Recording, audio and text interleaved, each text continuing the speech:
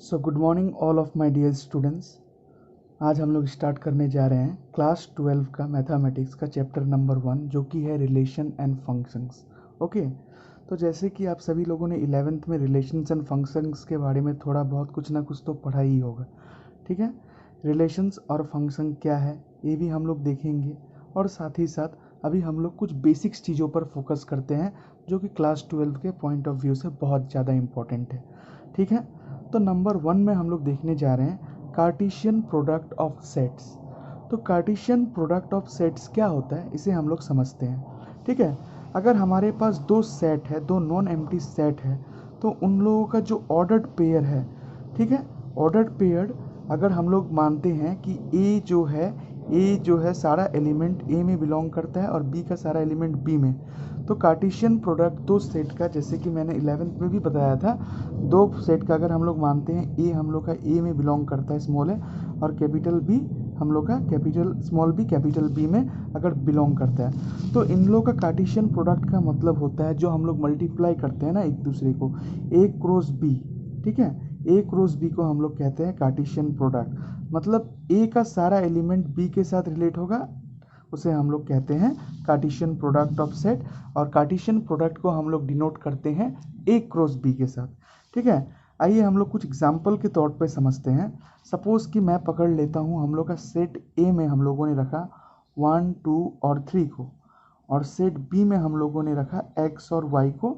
ठीक है, तो ए क्रॉस बी यानी कार्टेशियन प्रोडक्ट ऑफ सेट्स का अगर निकालने बोले तो हम लोग क्या करेंगे, पहले स्क्वायर ब्रैकेट देंगे, उसके बाद नॉर्मल ब्रैकेट में 1 एक्स के साथ रिलेट होगा, 1 वाई के साथ रिलेट होगा, फिर 2 एक्स के साथ रिलेट होगा और 2 वाई के साथ रिलेट होगा, फिर 3 एक्स के साथ रिलेट होगा एक बार, और 3 वाई के साथ एक बार रिलेट होगा।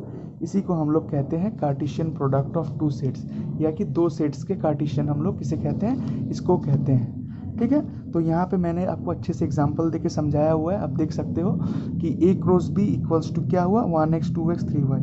ठीक है, और मैंने यहाँ पे और एक एग्जांपल दिया है, टी ए में, ए सेट में अगर हम लोग मान लेते हैं हमारे पास टी है, मिल्क है, वाटर है, कॉफ़ी है, और बी पे हम लोग मान लेते हैं हमारे पास बिस्कुट है और चिप्स है, तो कार्टेशियन प्रोडक्ट अगर निकालने के लिए बोला जाए, जो कि क्लास 11th में हम लोगों ने देखा था, तब हम लोग ए क्रॉस बी में एक बार टी को बिस्कुट के साथ रिलेट करेंगे, एक बार टी को चिप्स के साथ, फिर मिल्क को बिस्किट के साथ, मिल्क को चिप्स के साथ, वाटर को बिस्किट के साथ, वाटर को चिप्स के साथ, कॉफ़ी को बिस्कुट के साथ, कॉफ़ी को चिप्स के साथ एक बार। तो इसी को बोला जाता है Cartesian product of two sets. हालांकि ये चीज़ इतना इंपॉर्टेंट नहीं है 12th में, फिर भी मैं एक बार बेसिक्स के थ्रू से आप लोगों को समझाना चाहता हूँ, ताकि आप लोगों को कुछ डाउट ना रहे अभी जो हम लोग आगे जो कंसेप्ट क्लियर करने वाले हैं। ठीक है, अब Cartesian product of two sets अगर हम लोग का हो गया, तो हम लोग फिर आगे बढ़ते हैं। हम लोग कार्टेशियन प्रोडक्ट के बाद हम लोग आते हैं रिलेशन पे। तो रिलेशन क्या है बेसिकली बच्चों, तो अभी हम लोग समझ रहे हैं रिलेशंस के बारे में कि रिलेशन क्या होता है। अगर हमारे पास मैंने जैसे कि लिखा है let A and B be two sets, तो रिलेशन ए से लेके बी तक को डिफाइन करते हैं जो ए क्रॉस बी का जो सबसेट होगा, मतलब जो कार्टेशियन प्रोडक्ट होगा ए क्रॉस बी का, वो हम लोग का क्या होगा, एक रिलेशन में, मतलब ए और बी का जो रिलेशन होगा उसमें होना ज़रूरी है। जैसे कि अगर हम लोग मान लेते हैं कि ए हम लोग का एक सेट है और बी हम लोग का एक सेट है, ठीक है, तो जो सबसेट होगा, ठीक है, जो हम लोग का सबसेट होगा वो क्या होगा, रिलेशन होगा ए से लेके बी तक का।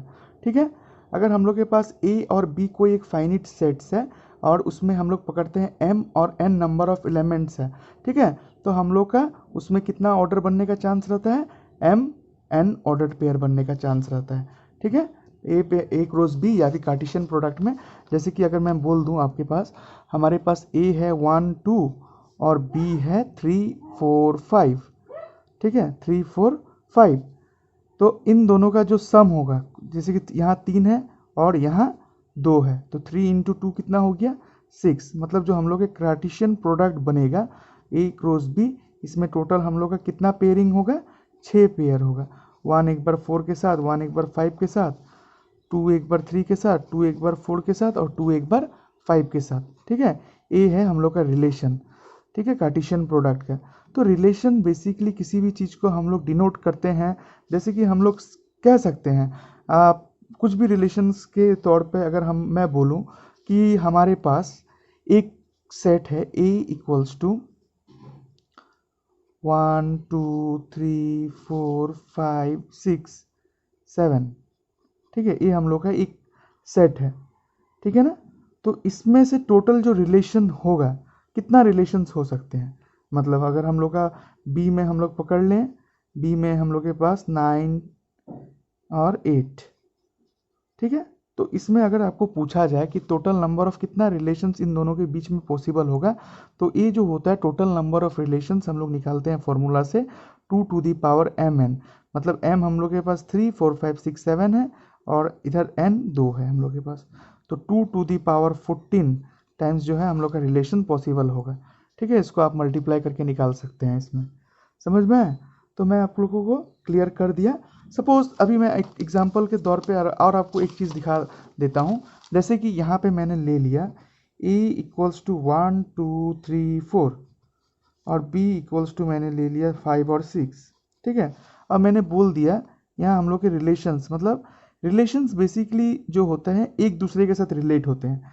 मैंने कहा 1 5 के साथ रिलेट है और 3 6 के साथ रिलेट है और 3 6 के साथ रिलेट है, मैंने बस 2 रिलेशन दिया। तो यहाँ पे जो आप देख रहे हो ना, यहाँ पे जो हम लोग का ये सारा एलिमेंट्स है, ये हम लोग का रिलेशंस है, ठीक है। ये हम लोग का क्या है, ए क्रॉस बी का रिलेशन है। तो यहाँ पे अगर मैं आपको बोलूँ रिलेशन में 2 चीज़ आपको याद रखना है। एक होता है डोमेन, डोमेन ऑफ रिलेशन वो होता है first ordered pair. First ordered pair का जो, जैसे कि फर्स्ट ऑर्डर्ड पेयर यहाँ पे आप लोगों ने देखा क्या था, 1 2 3 4 5 है, तो हम लोग का इस रिलेशन में डोमेन होगा 1 2 3 4 5, हम लोग का क्या हो जाएगा, डोमेन होगा। रिलेशन हम लोग का ए का एलिमेंट बी के साथ जो रिलेट है, ठीक है, तो ये हम लोग का सारा होता है, ये हम लोग का हो जाता है डोमेन। समझ आया आपको? और उसके बाद अगर मैं आपको बोलूँ कोडोमेन, कोडोमेन होता है हम लोग का सेकेंड वाला ग्रुप के साथ जो एलिमेंट्स है। तो codomain of R equals to हम लोग जो सेकेंड वाला बी सेट है, हम लोग के बी सेट में कितना एलिमेंट्स है, यहाँ पे 2 है, 5 और 6, ठीक है, ये होता है कोडोमेन। और हम लोग का जो रेंज होता है ना, रेंज वो एलिमेंट होता है जो रिलेशन में है, ठीक है। जैसे कि यहाँ पे देखिए हम लोग का आर में कौन कौन सा एलिमेंट है, सेकेंड पेयर का जो रिलेशन है 5 और 6 है, तो यहाँ पे 5 और 6 हम लोग का क्या होगा, रेंज होगा। कभी कभी यहाँ पे 10 11 12 कुछ भी रहता है, पर वो रिलेशन नहीं बनाते हैं। पर आपको याद रखना है हम लोग को रिलेशन का जो पेयरिंग है, कार्टेशियन प्रोडक्ट का जो पेयरिंग है, वो हम लोग को देखना है, और उसमें जो सेकेंड एलिमेंट होगा वो हम लोग का होता है रेंज, ठीक है। और नॉर्मल जो सारा सेकेंड एलिमेंट होता है वो हम लोग का कोडोमेन हो जाता है, और फर्स्ट वाला पेयर का जो एलिमेंट होता है ये सारा डोमेन होता है, ठीक है। रेंज तब बनता है जब एलिमेंट एक दूसरे के साथ रिलेशन बना रहे हैं, ग्रुप जो है हम लोग का नंबर्स जो है वो रिलेशन बनाते हुए क्या रिलेशन से हैं, तब हम लोग का रेंज माना जाता है, ठीक है गाइस। अब आप लोगों को कोई प्रॉब्लम नहीं होगा डोमेन, कोडोमेन एंड रेंज में, ठीक है। अब हम लोग वही कोडोमेन, जो हम लोग का set of second order pair जो होता है ना हम लोग का, हम लोग उसे कोडोमेन बोलते हैं। यहाँ मैंने बहुत अच्छे से लिखा हुआ है, set of second order pair is known as codomain. Example मैंने ए 1 2 3 लिया है, बी में 9 और 6, रिलेशन मेरा बना है 1 9 के साथ, 2 9 के साथ, 3 6 के साथ, तो यहाँ पे कोडोमेन ये सारा एलिमेंट कोडोमेन होगा और डोमेन ये सारा होगा। बट रेंज का अगर बात किया जाए, रेंज सब कुछ नहीं होता है, अभी हम लोग नेक्स्ट सेट में क्वेश्चंस में एग्जांपल्स में अच्छे से समझते हैं, ठीक है। तो रेंज का अगर बात किया जाए तो हम लोग यहाँ पे एग्जांपल ए में लिए हैं 1 3 5 7 और बी में लिए हैं 2 4 6 8 10। तो यहाँ आर इक्वल्स टू आप देख रहे हैं 1 8 3 6 5 2 1 4।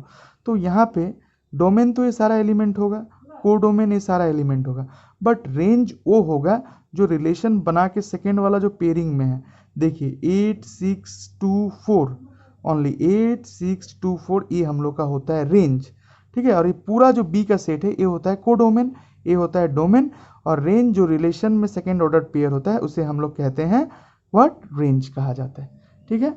अब हम लोग बढ़ते हैं नेक्स्ट और हम लोग आगे समझते हैं क्या होता है, ठीक है। अभी हम लोग नया देखते हैं, एक टॉपिक और है, इनवर्स ऑफ रिलेशन कहा जाता है। इनवर्स ऑफ रिलेशन बेसिकली क्या होता है, अगर हम लोग के पास दो सेट्स है A and B, two sets and R be a relation from set A to set B, then inverse of relation is donated by R inverse. Inverse का साइन आप देख रहे हैं, आर -1 ऊपर है, इसे कहते हैं relation from A to B, मतलब जस्ट उसको उल्टा कर देना है, ठीक है। आर इनवर्स जो होता है बी ए, जस्ट उस रिलेशन को उस लोगों ने रिवर्स कर, जैसे 1 2 है तो हम लोग उसको 2 1 कर देते हैं, ठीक है। बस हम लोग को रिलेशन को उल्टा कर देना है। ठीक है, इसको भी मैं आपको एक एग्जाम्पल के थ्रू से समझा दे रहा हूँ। अगर मैं यहाँ पे एक एग्जाम्पल ले लूँ इन्वर्स का, ए अगर हम लोग के पास है 1 2 3 और बी है हम लोग का ABCD। ठीक है, अगर हम लोग मान लेते हैं कि हम लोग का रिलेशन 1A 1C 2D और 2C है। ठीक है, ये हम लोग का रिलेशन है A to B, relation from A to B का जो रिलेशन है हम लोग का ये है। अगर आपसे पूछे कि इसमें आर इनवर्स क्या, इनवर्स ऑफ दिस रिलेशन, तो आप जस्ट इसको उल्टा कर देंगे। ए को सेकेंड पेयर को उल्टा फर्स्ट पेयर में लेके आएंगे और फर्स्ट को सेकेंड में, तो यहाँ से ये बन जाएगा A1 C1 D2 C2। यहाँ पे हम लोग का एक कंसेप्ट क्लियर हो गया, इनवर्स ऑफ ए रिलेशन। मतलब इनवर्स ऑफ रिलेशन में कोई भी दो सेट से अगर ए और बी, उसको जस्ट हम लोग रिवर्स करते हैं उसका जो ऑर्डर्ड पेयर्स को। आपको बस इतना एक बात याद रखना है, हम लोग ऑर्डर्ड पेयर को यहाँ पे क्या कर देते हैं, रिवर्स कर देते हैं, ऑर्डर्ड पेयर को रिवर्स कर देते हैं। ठीक है, चलो अभी हम लोग आगे देखते हैं टाइप्स ऑफ रिलेशंस में। ठीक है, बेसिकली बहुत टाइप के रिलेशंस होते हैं। अभी हम लोग देखते हैं फर्स्ट टाइप का रिलेशन। तो मैंने आपको फर्स्ट रिलेशन जो मैं आपको बताने जा रहा हूँ वो है वॉइड रिलेशन, नल रिलेशन, एम्प्टी रिलेशन।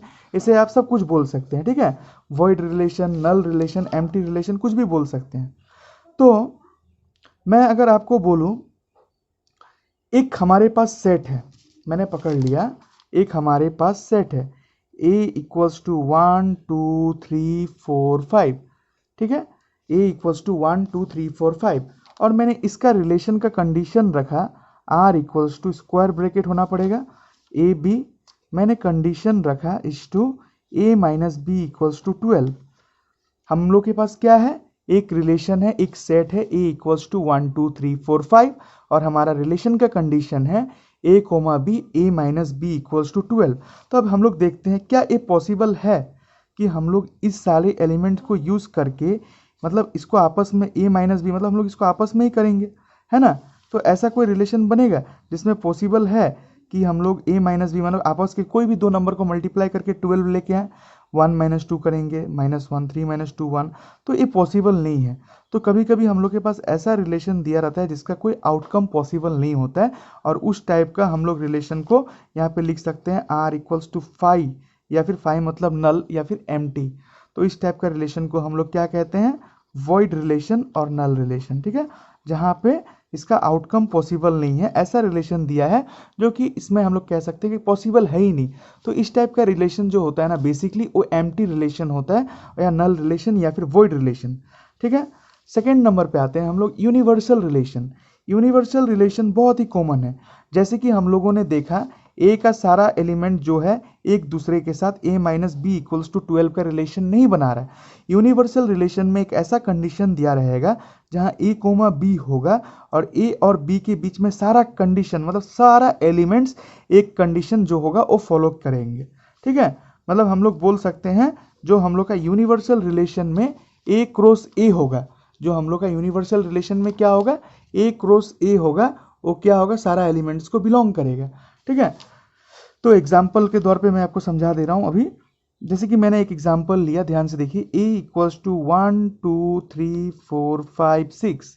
यहाँ पे मैंने एक एग्जाम्पल लिया और हमारा रिलेशन कंडीशन ये था R equals to A comma B belongs to R real number. Okay, relation real number, और A माइनस बी का modulus greater than equals to 0।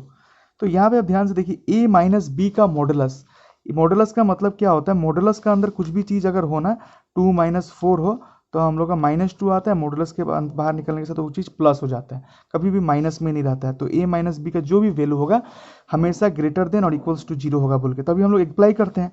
अभी हम लोग देखते हैं, अगर 1 माइनस 2 कर लिया अगर हम लोग, तो 1 माइनस 2 हम लोग क्या आया, -1, -1 मतलब 1, तो ये तो ग्रेटर देन इक्वल्स टू 0 है।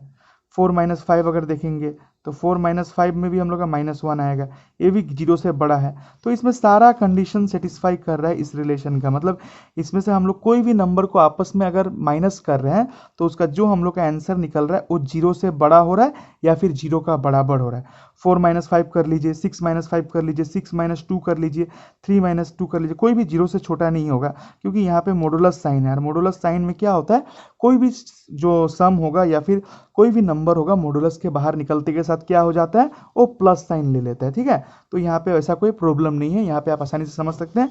यूनिवर्सल रिलेशन वो रिलेशन है जो रिलेशन में क्या होता है, जो आपस का जो क्रॉस प्रोडक्ट होगा ना, उनका जो कार्टेशियन प्रोडक्ट होगा ए क्रॉस ए, उसका सबसेट सारा उसमें प्रेजेंट रहेगा ए क्रॉस ए में। ये होता है हम लोग का यूनिवर्सल रिलेशन।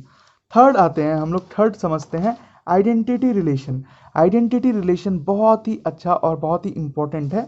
आइडेंटिटी रिलेशन आपको समझने के लिए एक चीज़ याद रखना पड़ेगा, बस आपको सोचना है कि अगर मैं यहाँ पे एक एग्जांपल के तौर पे दिखाऊं आपको, तो आइडेंटिटी रिलेशन में क्या होता है, बस जो नंबर फर्स्ट पेयर में रहेगा वो सेकंड में भी होना पड़ेगा, ठीक है। बस इसको इतना ही याद रखना है आपको। जैसे कि मैंने आपको कहा एक सेट है हमारे पास 1 2 3, और इसका रिलेशन ये है कि रिलेशन R1 मैंने कह दिया 1, 1, 2, 2 और 3, मतलब ये जो एलिमेंट होगा, आइडेंटिटी का मतलब क्या है, एक दूसरे के तरह या फिर यूनिक होना चाहिए। तो यहाँ पे 1, 1, 2, 2, 3, ये हम लोग का एक आइडेंटिटी रिलेशन है, इसके अलावा और कुछ नहीं हो सकता है इसमें, ठीक है। तो आइडेंटिटी रिलेशन में क्या होगा, एलिमेंट का ऑर्डर्ड पेयर का फर्स्ट वाला और सेकेंड वाला पेयर दोनों ही सेम होगा। अगर यहाँ पे रिलेशन हम लोग कोई R2 पकड़ लेते हैं, 1, 1 है, 2, 2 है, 1, 3 हो जाता है ना, तो ये हम लोग का आइडेंटिटी रिलेशन नहीं होगा। ये दोनों तो रूल फॉलो किया, बट इसने नहीं किया, क्योंकि 3, 3 होना चाहिए था या फिर दोनों को सेम होना चाहिए था। अगर दोनों सेम नहीं होंगे तो हम लोग इसको आइडेंटिटी रिलेशन नहीं बोल सकते हैं, ठीक है। क्लियर है। अब हम लोग आते हैं थोड़ा इंपॉर्टेंट पॉइंट्स में रिलेशंस को लेके, कि रिफ्लेक्सिव रिलेशन, अभी हम लोग देखेंगे सिमेट्रिक, ट्रांसिटिव, इक्विवेलेंट, सब रिलेशंस के बारे में हम लोग जानेंगे। तो पहला अभी यहाँ से अगर हम लोग देखा जाए तो हम लोग का 12th का मेन कंसेप्ट, ये सब तो हम लोग 11th में ही पढ़ चुके थे, यहाँ से हम लोग का 12th का मेन कंसेप्ट स्टार्ट होता है, और इसको हम लोग ध्यान से समझने का कोशिश करेंगे, ठीक है। फर्स्ट है रिफ्लेक्सिव रिलेशन। तो रिफ्लेक्सिव रिलेशन बेसिकली होता क्या है, ये जानने के लिए आपको समझना पड़ेगा, क्या समझना पड़ेगा। रिफ्लेक्सिव रिलेशन में हम लोग बोल सकते हैं, अगर ए का सारा एलिमेंट मतलब खुद से आपस में रिलेट है, ठीक है, ए का जो सारा एलिमेंट्स है वो आपस में खुद से रिलेट होगा, बस उसका ऑर्डर्ड पेयर एक रहना पड़ेगा। मतलब जैसे कि अगर मैं आपको बता दूं, अगर हम लोग के पास रिफ्लेक्सिव रिलेशन को समझना है तो हम लोगों ने ए लिया 1 2 3, मैंने आपको कहा ये लोग आपस में इसका रिलेशन ये बना रहे हैं कि 1 1 से रिलेट है, 2 2 से रिलेट है, 3 3 से रिलेट है, ठीक है, और साथ में 1 3 से भी रिलेट है, ठीक है, 1 3 से रिलेट है, और आपका 2 है 1 से रिलेट होगा। रिफ्लेक्सिव रिलेशन को ध्यान से देखो, इसमें आपको देखना है ये सारा एलिमेंट्स जो है रिलेशन में आ सकते हैं, एक दूसरे के साथ रिलेट हो सकते हैं, बट आपको एक चीज़ ख्याल में ये रखना है, जैसे कि यहाँ पे देखो हम लोगों ने फर्स्ट ऑर्डर पेयर में 1 2 और 3 को यूज़ किए हैं, तो हम लोग सेकेंड पेयर में उसको हम लोग जो सेकेंड पेयर यूज़ करेंगे, सेकेंड पेयर में अगर वो सिमिलर है तो सही है, बट उसको हम लोग दूसरा फॉर्म में यूज़ नहीं कर सकते हैं, ठीक है। जैसे कि आप देख सकते हैं यहाँ पे 2 हम लोग का ए में बिलोंग कर रहा है ना, इससे मैं ले लेता हूँ 3, 2, 1, 1, 2, 2, 3, 3, 1, 3, ये ठीक है, ये हम लोग का रिलेशन है, परफेक्ट रिलेशन। बट कभी कभी क्या होगा, रिलेशन में 1, 1, 2, 2, ठीक है, ये जो 2 है सिमिलर होने से अलग बात है, बट यहाँ पे अगर हम लोगों ने ले लिया है इसको 2, 1, 2, 1 हम लोग ले सकते हैं, और मैंने ले लिया 3, 2, तो यहाँ पे ये रिलेशन रिफ्लेक्सिव रिलेशन नहीं होगा। इसका कारण ये है क्योंकि दोनों अगर आइडेंटिटी है तो सही है, ठीक है, बट ये 2 हम लोग का ए में बिलोंग कर रहा है ना यहाँ पे, तो ये बी सेकेंड वाला ऑर्डर पेयर में बिलोंग नहीं कर सकता है। अगर ऐसा होगा तो वो रिलेशन रिफ्लेक्सिव रिलेशन नहीं होगा। रिफ्लेक्टिव रिलेशन बनाने के लिए हम लोग का दोनों एलिमेंट, मतलब ए का जो एलिमेंट होगा वो ए में ही होना पड़ेगा, और बी का जो एलिमेंट होगा वो बी में होना पड़ेगा, ठीक है। अगर पहले हम लोग 1 1 2 2 3 3 लिया, ये सही था, 1 आपने लिया फिर 3 लिया, कोई दिक्कत नहीं, यहाँ पे आप ले सकते हो। बट यहाँ पे जैसे कि मैंने 3 को यहाँ पे सेकेंड, 2 को मैंने यहाँ पे सेकेंड ऑर्डर पेयर में रख दिया, ए में 2 को यहाँ पे सेकेंड ऑर्डर पेयर में नहीं रख सकता हूँ, ठीक है। 2 को अगर मैं सेकेंड ऑर्डर पेयर में रखता हूँ तो मुझे ए वाला रिलेशन को काटना पड़ेगा।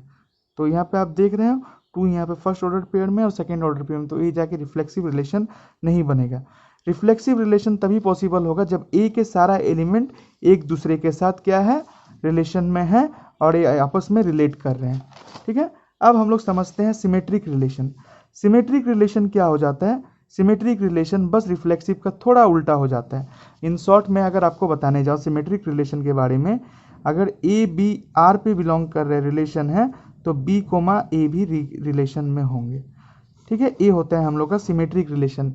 ए बी अगर रिलेशन फॉलो कर रहे हैं तो बी ए भी, जैसे कि अगर मैं एग्जांपल दूं आपको, ए इक्वल्स टू 1 2 3 4, तो यहाँ पे हम लोग का जो रिलेशन R1 अगर हम लोग देखेंगे तो ये 1,3, ठीक है, 1,3, 3,1, 2,2, 4,1, 1,4, इसमें ऐसे हो सकता है। समझ में आया आपको? तो इस टाइप का रिलेशन क्या होगा, हम लोग का हो जाएगा सिमेट्रिक रिलेशन, क्योंकि 1 3 है, ठीक है, 3 1 है, 1 4 है, 4 1 है, 2 2 है, इसका उल्टा। बट अगर मैं आपको बोलूँ R2 में मैं 1 1 ले लिया, 2 2 ले लिया, 3 3 ले लिया और मैंने लास्ट में लिया 1 3, तो ये हम लोग का सिमेट्रिक रिलेशन नहीं होगा। ये सिमेट्रिक रिलेशन हम लोग का इसलिए नहीं होगा क्योंकि यहाँ पे मैंने 1,3 लिया है ऑर्डर्ड पेयर में, बट इसको अगर रिवर्स करें तो इसका उल्टा जो है 3,1 ए नहीं है। तो 3,1 जो है डजेंट बिलोंग टू, ये हम लोग का R2 में बिलोंग नहीं कर रहे हैं, तो ये हम लोग का सिमेट्रिक रिलेशन नहीं होगा। रिफ्लेक्सिव रिलेशन में मैं आप लोगों को बता चुका हूँ, ए का सारा एलिमेंट्स एक दूसरे के साथ रिलेट होना पड़ेगा। सिमेट्रिक में ए बी बिलोंग्स टू अगर आर है तो उसका रिवर्स भी उसमें पॉसिबल है कि उसमें होना पड़ेगा, तभी वो पॉसिबल है। अगर उसका रिवर्स नहीं है तो हम लोग का सिमेट्रिक रिलेशन नहीं बनेगा। अब ट्रांजिटिव रिलेशन क्या है, ये थोड़ा यूनिक है। ट्रांजिटिव रिलेशन में भी एक कंडीशन है। इसमें क्या होता है ट्रांजिटिव रिलेशन में, अगर हम लोग पकड़ते हैं कि हम लोग के पास एक कंडीशन है ए कोमा बी बिलोंग कर रहे हैं आर पे, बी कोमा सी भी बिलोंग कर रहे हैं आर पे, तो हम लोग को ए कोमा सी को भी आर पे होना ही पड़ेगा, तभी जाके वो रिलेशन ट्रांजिटिव होते हैं। ठीक है, मतलब ए अगर रिलेट कर रहा है बी के साथ, बी रिलेट कर रहा है सी के साथ, तो हम लोग का ए क्या के साथ रिलेट करना पड़ेगा, ए भी सी के साथ रिलेट करना पड़ेगा। जैसे कि एग्जांपल के तौर पर मैं आपको बता दूं, हम लोग का एग्जांपल 1 2 3 अगर है तो हम लोग का रिलेशन है 1,2 और 2,3, ठीक है। तो ये इसमें 1,2 और 2,3 है, तो 1 हम लोग का 3 के साथ भी रिलेट करना होगा। अगर 1,3 इसमें नहीं होगा तो ये रिलेशन ट्रांजिटिव नहीं होगा। ठीक है, 2,3 1,2 तो 1,3 इसमें हो गया, तो ये ट्रांजिटिव रिलेशन है। उम्मीद है आप सभी को समझ में आया रिफ्लेक्सिव, सिमेट्रिक और ट्रांजिटिव क्या होता है। ठीक है,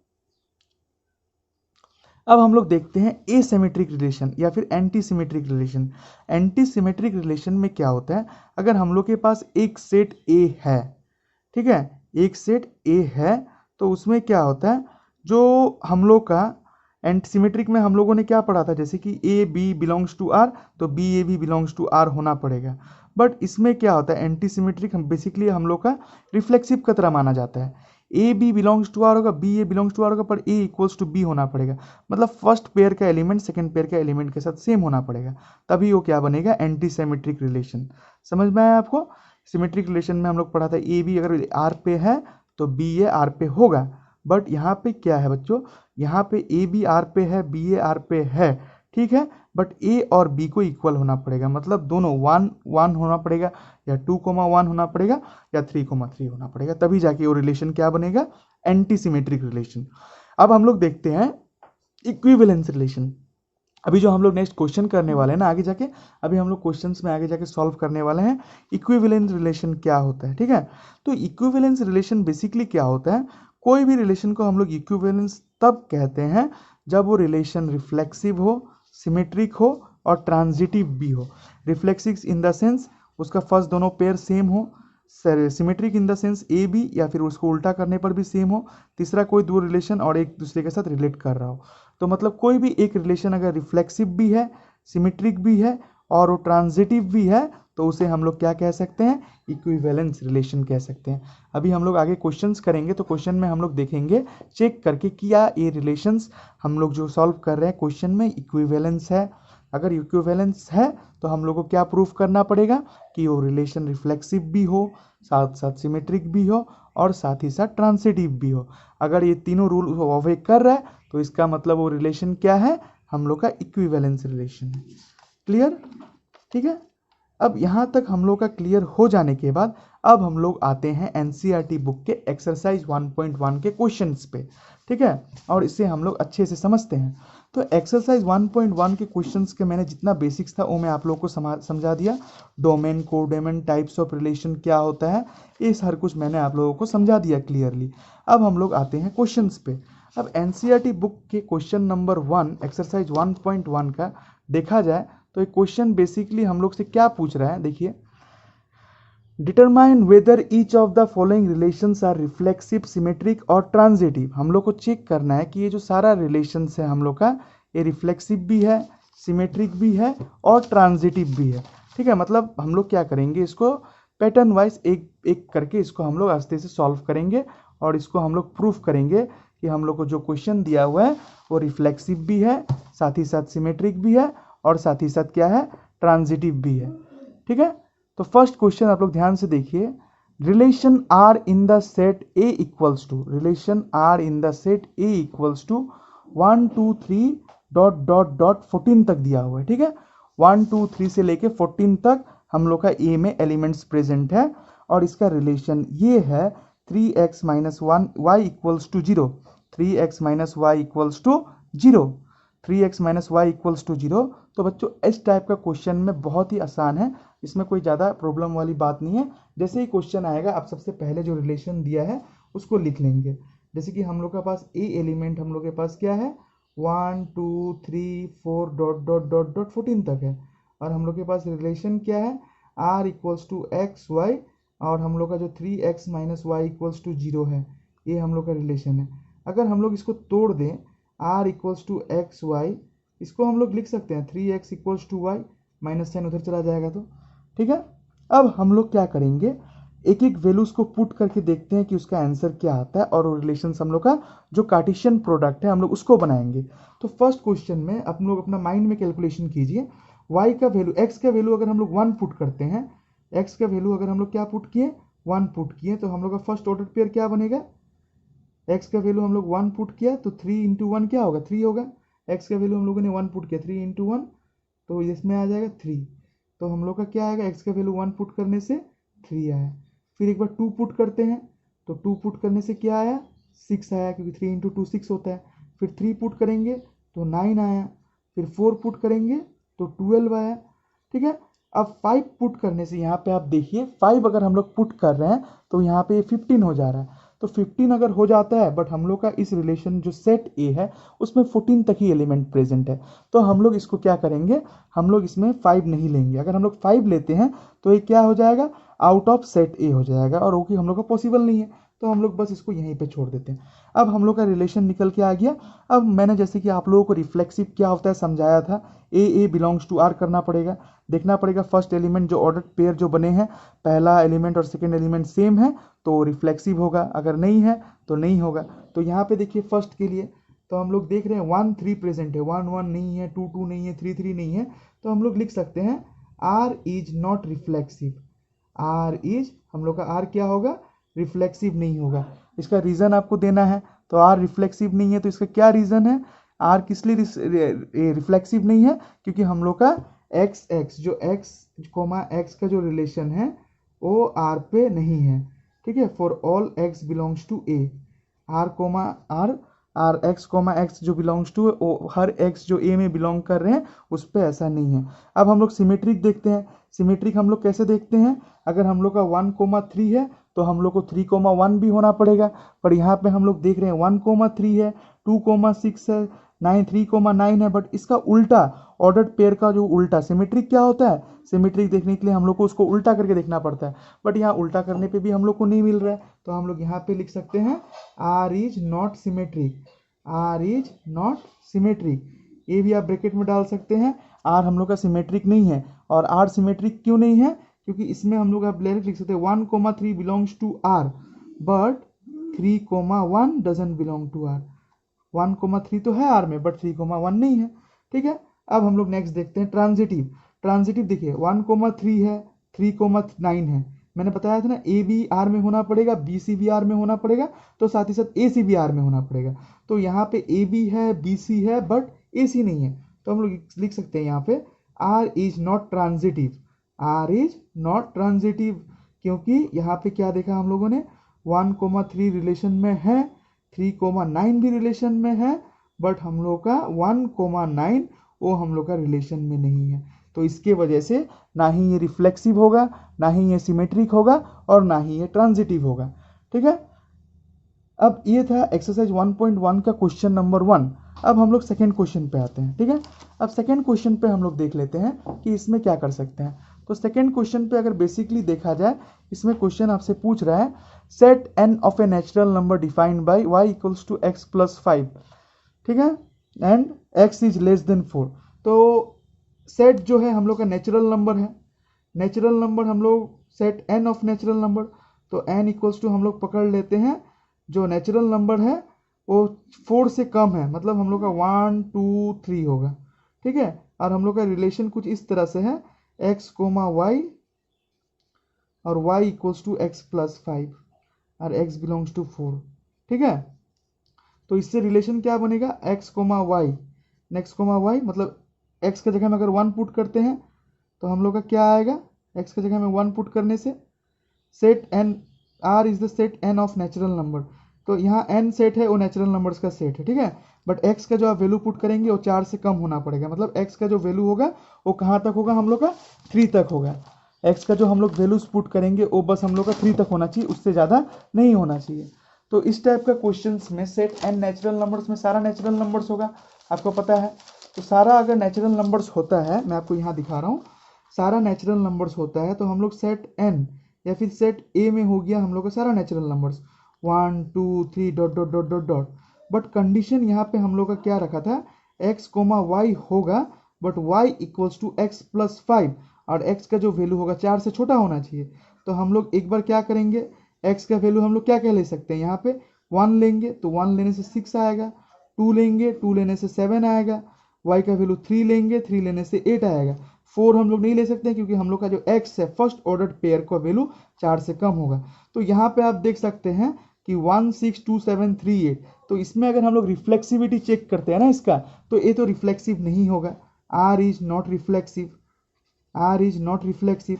इसका रीजन आप देख सकते हैं क्योंकि x comma x doesn't belongs to r, for all x belongs to हम लोग का जो नेचुरल नंबर है a। फिर से रिफ्लेक्सिव के बाद r इज नॉट सिमेट्रिक, हम लोग का रिलेशन सिमेट्रिक भी नहीं है। सिमेट्रिक क्यों नहीं है, हम लोग का a भी तो रिलेशन में बिलोंग कर रहा है, इसका मतलब बट b ये नहीं कर रहा है बिलोंग रिलेशन में, इसका मतलब 1,6 है हम लोग के रिलेशन में बट 6,1 नहीं है, तो ये रिलेशन हम लोग का ट्रांजिटिव भी नहीं होगा। क्लियर है, सॉरी सिमेट्रिक भी नहीं होगा। अब हम लोग देखते हैं इसको ट्रांजिटिविटी, इसका ट्रांजिटिविटी चेक करने के लिए 1,6 है बट 6 तो हम लोग का फर्स्ट ऑर्डर पीरियड में है ही नहीं, तो r is not transitive, r is not transitive. ये ट्रांजिटिव क्यों नहीं होगा, क्योंकि ए बी है रिलेशन में बट बी सी नहीं है रिलेशन में, B C doesn't belongs to R, तो इसका ट्रांजिटिविटी भी हम लोग प्रूव नहीं कर पाए। तो ना ही ये रिलेशन रिफ्लेक्सिव है, ना ही ये रिलेशन सिमेट्रिक है, और ना ही ये रिलेशन ट्रांजिटिव है। ठीक है, तो एक्सरसाइज 1.1 का क्वेश्चन नंबर 1 और ये क्वेश्चन नंबर 2 और बाकी के कुछ क्वेश्चन है वो हम लोग अपना नेक्स्ट क्लास में देखने वाले हैं। ठीक है, और हम लोग नेक्स्ट क्लास में फंक्शंस के बारे में भी ध्यान से पढ़ने वाले हैं। तो तब तक के लिए आप इन सब चीज़ों को सारे को रिवाइज कीजिए और नोट डाउन करते जाइए, क्योंकि हम लोग 45 डेज के अंदर इस कोर्स को पूरा कंप्लीट करने वाले हैं। 12th का मैथ्स का first book plus second book, और कुछ दिनों में मैं अपना चैनल पे फिजिक्स का भी वीडियोस डालने वाला हूँ क्लास 12th के लिए। ठीक है, थैंक यू वेरी मच।